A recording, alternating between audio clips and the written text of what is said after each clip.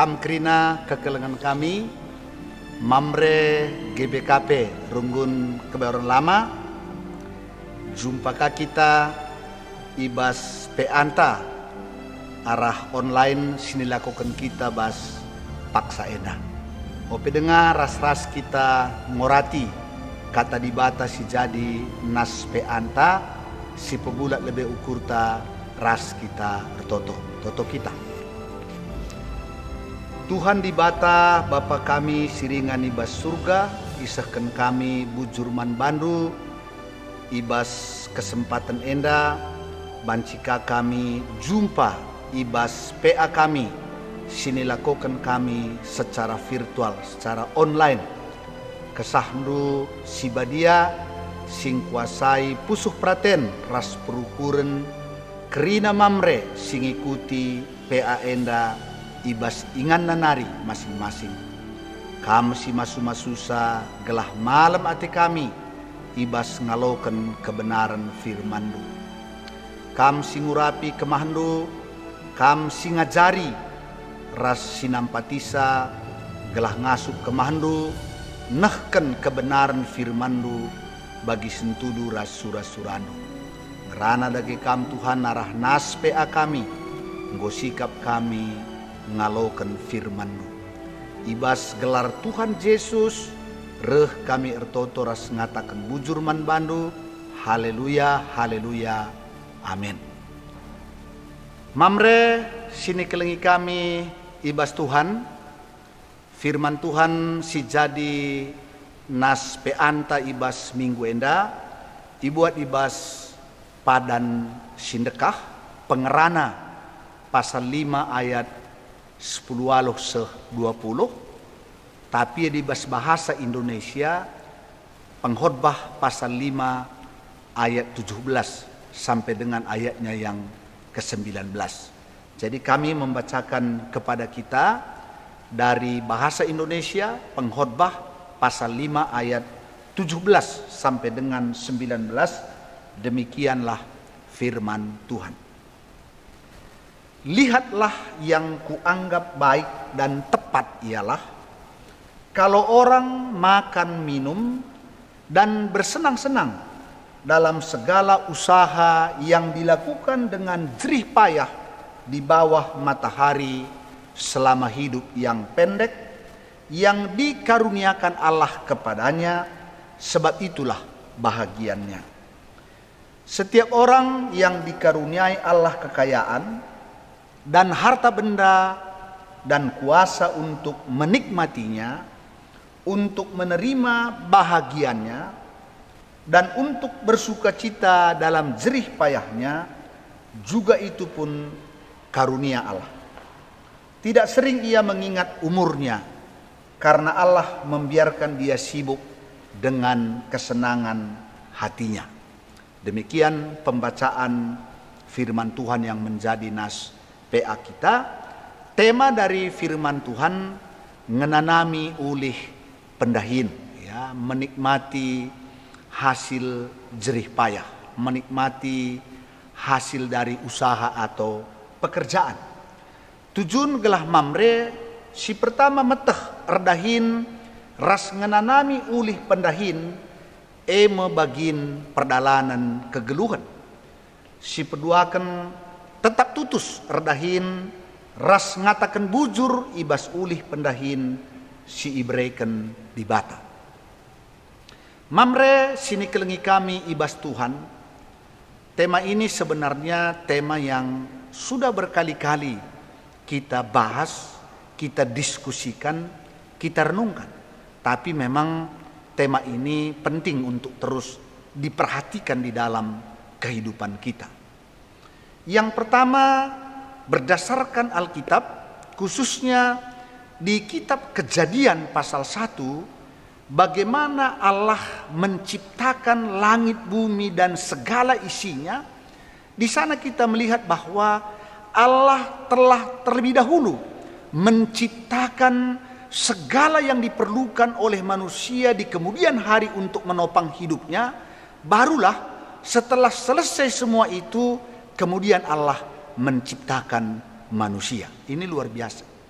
Jadi sudah terlebih dahulu disediakan oleh Allah semua yang kita butuhkan supaya kita dapat hidup dengan baik, hidup dengan sejahtera. Barulah setelah itu Allah menciptakan manusia menurut gambar dan rupanya. Dan kita tahu dalam Kejadian pasal 1 ayat 26 sampai dengan 28, di sana Tuhan berfirman, baiklah kita menjadikan manusia menurut gambar dan rupa kita. Dan Allah menciptakan manusia itu menurut gambar dan rupanya, laki-laki dan perempuan. Dan kemudian apa yang difirmankan oleh Tuhan kepada manusia yang diciptakannya itu? Beranak cuculah dan bertambah banyak, penuhilah bumi dan taklukkanlah itu. Kuasailah ikan-ikan di laut, burung-burung di udara, dan semua ciptaan yang lain. Jadi ada prinsip mendasar di sana.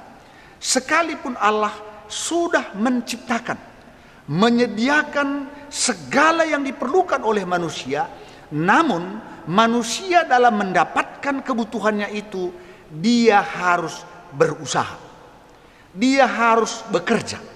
Jadi apa yang menjadi kebutuhan manusia itu, sekalipun sudah disediakan oleh Allah, tidak datang dengan sendirinya, melainkan kita dipanggil untuk mengusahainya. Kita dipanggil untuk mengerjakannya, supaya apa yang kita perlukan kita dapatkan dari apa yang sudah diciptakan oleh Tuhan. Kalau kita baca juga di Kejadian pasal 2 ayat 15, ketika Allah membuat taman di Eden, maka Allah menciptakan manusia itu. Kemudian dia juga katakan di sana, ketika dia mengambil dan menempatkan manusia itu di taman Eden, di mana dia katakan usahakan dan peliharalah.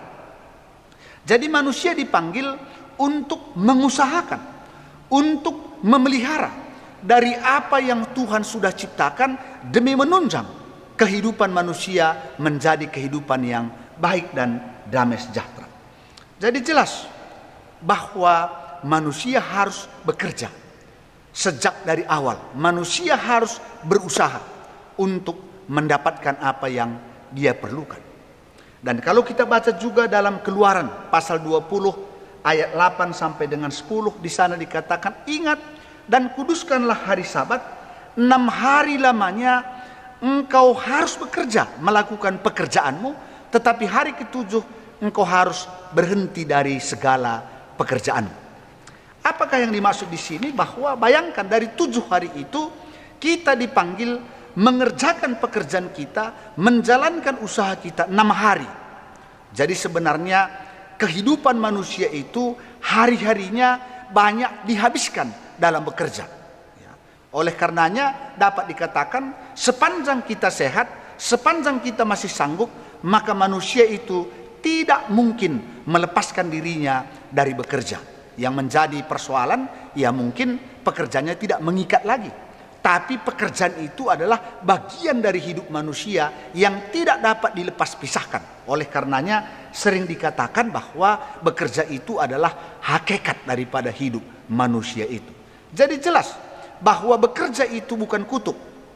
Bekerja itu bukan karena kita dikutuk oleh Tuhan. Tapi bekerja itu adalah menunjukkan kesegambaran kita dengan Allah, kesegambaran kita dengan pencipta kita, di mana juga pencipta kita sampai hari ini terus berkarya. Jadi Allah Bapa itu, Yesus dan Roh Kudus itu sampai hari ini juga terus berkarya, terus bekerja, khususnya memelihara dunia ini, memelihara kita anak-anaknya. Jadi bekerja itu adalah panggilan, bekerja itu adalah hakikat kehidupan manusia. Dan ini dikatakan tadi di dalam nas PA kita. Lihatlah yang kuanggap baik dan tepat ialah kalau orang makan minum dan bersenang-senang dalam segala usaha yang dilakukan dengan jerih payah di bawah matahari selama hidup yang pendek yang dikaruniakan Allah kepadanya, sebab itulah bahagianya. Mamre yang kami kasihi, dari ayat 17 ini ada beberapa kata yang perlu kita lihat sehubungan dengan usaha atau pekerjaan. Yang pertama dikatakan tadi, yang kuanggap baik dan tepat ialah makan dan minum bersenang-senang atas hasil usaha dan jerih payah dalam usaha dan pekerjaan kita. Apa maksudnya di sini?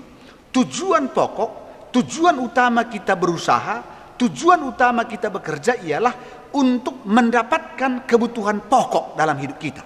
Itu yang pertama. Jadi tujuan utama di dalam bekerja, di dalam berusaha untuk mendapatkan kebutuhan pokok kita.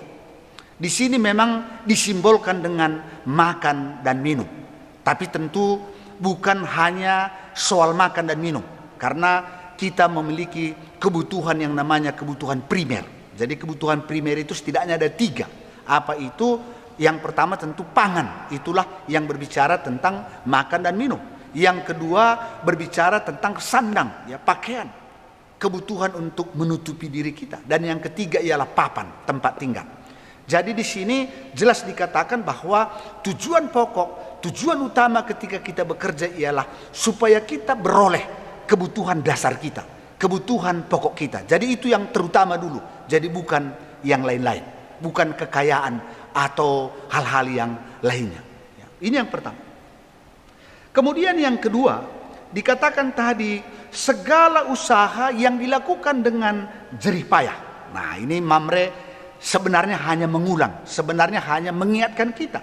Seperti yang sering kita dengar, kami pun sering menyampaikan kepada kita. Tidak ada usaha yang murah. Tidak ada pekerjaan gampang. Semua pekerjaan harus dibayar dengan susah payah. Kalau kita mau mendapatkan hasil yang baik. Jadi tidak ada yang namanya pekerjaan itu gampang. Makanya kata-kata Alkitab selalu dikatakan jerih payah. Kalau kita baca di dalam Kejadian pasal 3 pun begitu.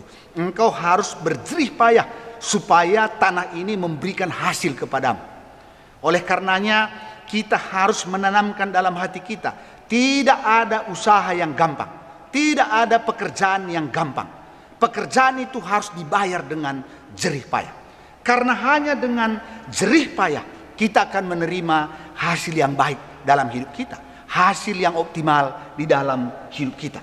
Oleh karenanya Mamre, khususnya kita yang bertanggung jawab untuk mencukupkan kebutuhan di tengah-tengah keluarga, kita harus memiliki sifat pekerja keras. Makanya sering saya katakan, kalau Mamre tidak mau bersusah untuk berjerih lelah, untuk mencukupkan kebutuhan di tengah-tengah keluarga, maka Mamre yang santai, Mamre yang tidak mau berjerih payah akan membuat keluarga susah. Jadi Mamre yang selalu menginginkan santai, Mamre yang selalu menginginkan supaya senang, tidak mau susah, tidak mau capek, maka Mamre seperti itu akan menyusahkan bagi istri dan anak-anak, atau mungkin menyusahkan bagi orang tua dan juga mertua. Jadi hati-hati. Jadi Mamre itu harus memiliki sifat karakter pekerja keras. Karena untuk mendapatkan hasil yang baik, kita memang harus bersedia untuk bersusah-susah. Ini yang kedua di sini dikatakan. Yang ketiga, kalau kita dapat makan dan minum, itu adalah karunia Tuhan. Jadi ternyata kita harus bersyukur.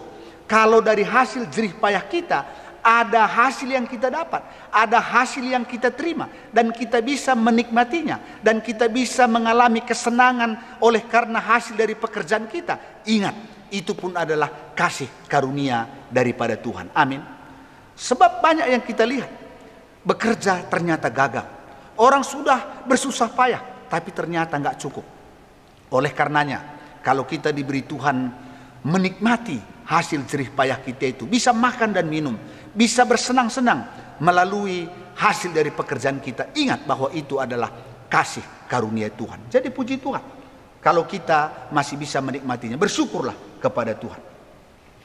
Kemudian di ayat 18 di sana dikatakan, setiap orang yang dikaruniai Allah kekayaan dan harta benda dan kuasa untuk menikmatinya, untuk menerima bahagiannya, dan untuk bersukacita dalam jerih payahnya, juga itu pun karunia Allah. Apa yang mau ditegaskan di sini? Karena Alkitab banyak mengatakan tentang kekayaan. Jadi jelas di sini bahwa kekayaan itu adalah karunia Allah. Jadi manusia sebenarnya tidak dapat mengusahakan dirinya menjadi kaya. Sebab kalau memang manusia dapat mengusahakan dirinya menjadi kaya, kenapa kita tidak semua kaya? Artinya jelas bahwa manusia hanya dapat bekerja keras. Manusia hanya dapat bekerja dengan sebaik-baiknya. Namun yang membuat kita bisa menjadi kaya itu adalah karunia Allah. Tapi tanggung jawab kita ialah bekerja sebaik-baiknya, bekerja sekeras-kerasnya. Kalau Tuhan mau mengaruniakan kekayaan kepada kita, itu adalah karunia Allah. Makanya di dalam Amsal 10 ayat 22 dikatakan di sana, berkat Tuhanlah yang menjadikan kamu kaya, susah payah tidak menambahinya. Jadi jelas bahwa kekayaan itu adalah karunia Tuhan. Oleh karenanya sering saya sampaikan juga. Jadi tujuan kita bekerja keras, tujuan kita berjerih payah bukan untuk kaya. Tapi berjerih payah itu adalah hakikat kita untuk mencukupkan kebutuhan kita. Dan ketika Tuhan memberi kekayaan kepada kita, itu adalah karunia. Kalau kita baca di Alkitab, bagaimana orang-orang bisa menjadi kaya? Bagaimana Abraham bisa menjadi kaya? Bagaimana Ishak bisa menjadi kaya? Bagaimana Yakub bisa menjadi kaya? Karena Tuhan memberkatinya. Kalau kita misalnya baca kisah Ishak, dia menabur di ladang itu. Orang lain juga menabur. Tapi diberkati oleh Tuhan hasil taburan Ishak, sehingga hasilnya ada yang 30 kali lipat, ada yang 60 kali lipat, ada yang 100 kali lipat. Bagaimana dia tidak menjadi kaya? Jadi kekayaan itu adalah berkat, kasih karunia daripada Tuhan. Makanya jangan menyusahi diri kita mengejar kekayaan. Karena kekayaan itu tidak bisa dikejar.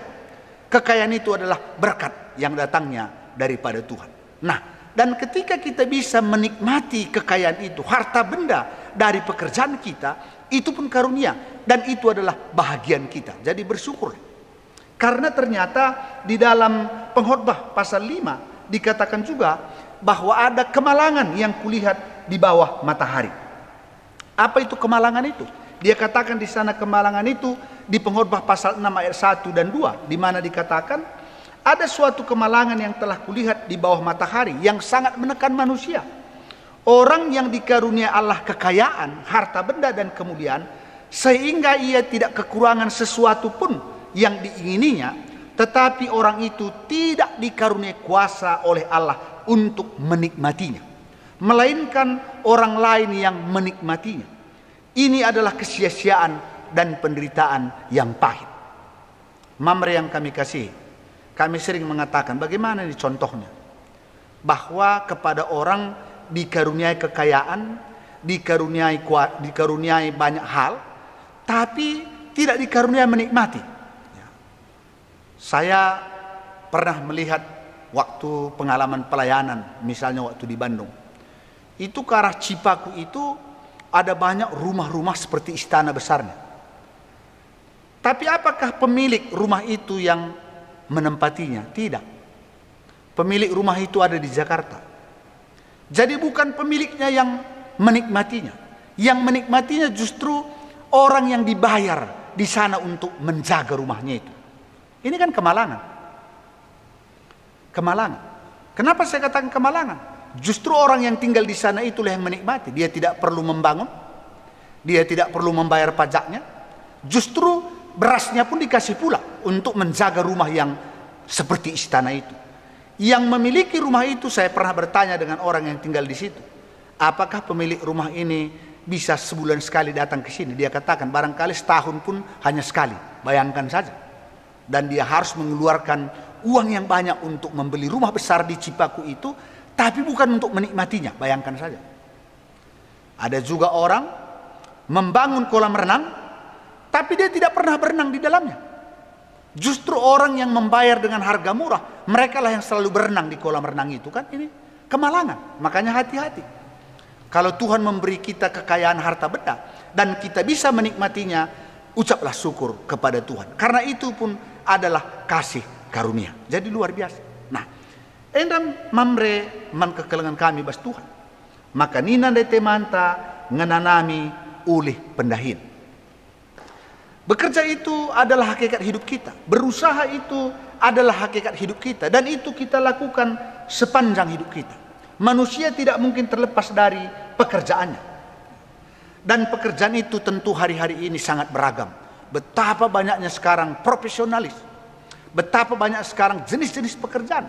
Tidak ada masalah. Yang penting pekerjaan itu tidak bertentangan dengan hukum, pekerjaan itu tidak bertentangan dengan firman Tuhan. Apapun pekerjaan kita, entah pegawai negeri sipil, swasta, atau wirausaha, bukan itu yang menjadi persoalan. Tapi yang menjadi inti di sini, bahwa apapun pekerjaan kita, dimanapun kita bekerja, mari bekerja sebaik-baiknya. Mari bekerja dengan mau bersusah payah, supaya melalui pekerjaan kita, melalui usaha kita, kita mendapatkan berkat, hasil yang diberikan oleh Tuhan, supaya bisa kita nikmati. Dan apa yang kita dapatkan dari pekerjaan kita, jangan takut untuk menikmatinya. Tapi bukan berarti berfoya-foya, bukan berarti kita melakukan hal-hal kehendak daging kita dan itu dosa di hadapan Tuhan, tidak. Tapi seperti yang dikatakan tadi, apabila kita bisa makan dan minum dari hasil jerih payah kita, itu adalah karunia. Makanya bersyukurlah kalau Tuhan memberi kepada kita kesempatan menikmati hasil jerih payah kita. Jangan takut, sebab ada banyak juga orang begitu dia capek bekerja, begitu dia bekerja keras, tapi untuk dirinya sendiri pun dia takut mengeluarkannya. Itu kan kesusahan juga, kesedihan juga. Jadi jangan takut. Kita perlu menghargai diri kita yang sudah capek bekerja. Kita perlu memberikan apresiasi kepada kita yang sudah bertanggung jawab dalam pekerjaan. Dan salah satunya ialah memberi. Kita bisa makan dan minum, dan itu adalah berkat daripada Tuhan. Dan tentunya bukan hanya persoalan makan dan minum. Ketika Tuhan mengaruniakan kekayaan kepada kita, ketika Tuhan mengaruniakan berkat melebihi kebutuhan pokok kita, kebutuhan dasar kita, tentu Tuhan juga mau supaya kita berbagi kepada orang lain, supaya kita menolong orang-orang yang dalam kesusahan, supaya kita membantu gereja dalam melakukan tugas pelayanannya di tengah-tengah dunia ini. Untuk itulah kita diberkati lewat pekerjaan kita. Karena di dalam hasil pekerjaan kita itu bukan hanya untuk kita, seperti yang sering dikatakan, diberkati untuk memberkati. Jadi ingat bahwa setiap hasil dari pekerjaan kita, setiap hasil dari usaha kita, bukan hanya untuk diri kita, tapi di dalamnya ada tanggung jawab kita untuk kepentingan orang lain. Dan ketika kita lakukan hal demikian dalam hidup kita, maka melalui pekerjaan kita Tuhan terpuji, dan orang lain juga menikmati berkat kebaikan Tuhan melalui kehidupan kita. Inilah firman Tuhan yang boleh kami sampaikan kepada kita, Mamre. Dan jadilah Mamre pekerja keras, jadilah Mamre untuk menikmati hasil dari pekerjaan keras kita, dan juga bisa membantu menolong orang yang memerlukannya. Demikian firman Tuhan. Tuhan memberkati kita. Mari kita bersatu di dalam doa. Kita berdoa. Tuhan Allah Bapa yang berada dalam sorga, terima kasih Tuhan untuk firman-Mu yang boleh menyapa kami pada saat ini, di mana firman-Mu mengingatkan kami bahwa hidup kami tidak mungkin terlepas dari pekerjaan, karena melalui bekerja, melalui berusahalah kami mendapatkan segala kebutuhan kami yang sudah disediakan oleh Tuhan di tengah-tengah kehidupan kami. Terima kasih Tuhan, kalau sampai hari ini Tuhan masih memberkati pekerjaan tangan kami, sehingga segala yang kami perlukan bersama-sama dengan keluarga kami masih bisa menerimanya daripada Tuhan. Dan kalau kami bisa menikmati makan dan minum atas hasil pekerjaan kami, itu pun kasih karunia Tuhan. Dan jikalau Tuhan mengaruniakan kepada kami kekayaan, itu juga adalah berkat Tuhan. Dan biarlah kami boleh memakaikannya untuk memuliakan nama-Mu, membantu gereja-Mu di dalam melakukan tugas pelayanannya, membantu orang-orang lain yang membutuhkan uluran tangan kami. Berkati usaha dan pekerjaan Mamre, berkati anak-anak kami, berkati Moria, sehingga oleh berkat-Mu kami menjadi keluarga yang memuliakan Tuhan melalui usaha dan pekerjaan yang kami lakukan di tengah-tengah keluarga kami. Terima kasih Tuhan, kami juga angkatkan doa kami buat bangsa dan negara kami. Berkati bangsa dan negara kami, berkati pemerintah kami, berikan kepada mereka hikmat bijaksana dalam mengaturkan perjalanan bangsa dan negara kami. Saat ini kami juga terus berdoa buat orang tua kami, saudara-saudara kami yang dalam pemulihan kesehatan ataupun yang sedang dirawat di rumah, atau orang tua kami oleh karena usia yang sudah panjang. Mari Bapa Engkau topang mereka.